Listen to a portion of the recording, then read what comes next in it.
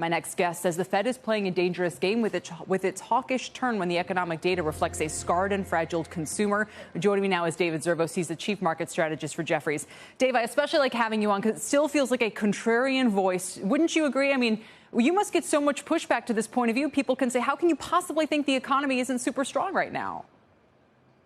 Well, I mean, I'm looking at that survey like everybody else did, and the chief economist for the University of Michigan's Center for Consumer that does the survey, the Center for the Consumer, he wrote a really bleak, assessment of what we saw in that survey. And I'm just taking it for what it is. I'm watching the CPI data last week as well. We got a 0.3 on the core after a 0.9, a 0.7, and a 0.9. So it does look like the transitory story has a lot more leg to stand on than the sort of, the return to hyperinflation or 70s or whatever Zimbabwean rhetoric people want to throw at the U.S. these days.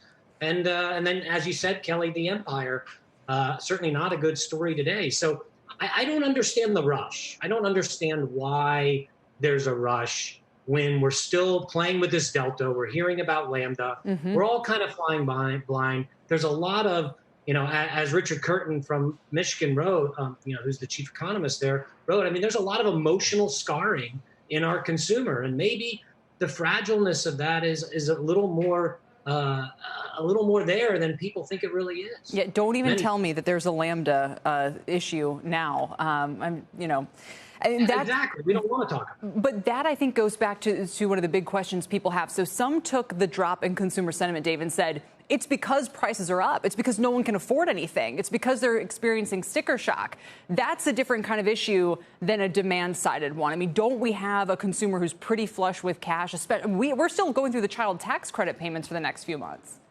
We do, and that would be a nice narrative, but it's just not the case when you dig into that data. When you dig into the data, what you see is actually that, job and employment and income sentiment fell back during last month. And that's with 10 million job openings in JOLTS. So this is not a consumer that's feeling like this is a wonderful time. It's a consumer that still has a lot of concerns. And look, a lot of those concerns, Kelly, may be other things.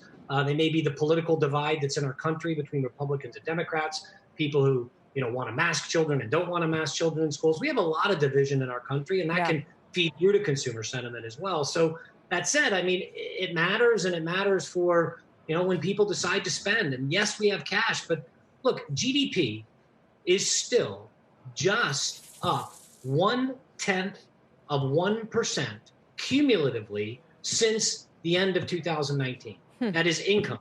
That is production. We are flat since the peak of Q4 of 2019, or up 10 basis points. So for all that we've done and all that we've added, we still, normally we grow about 2%, right? That's the Fed's dot. We missed that for six quarters. Yeah. That's a lot. Shepard Smith here. Thanks for watching CNBC on YouTube.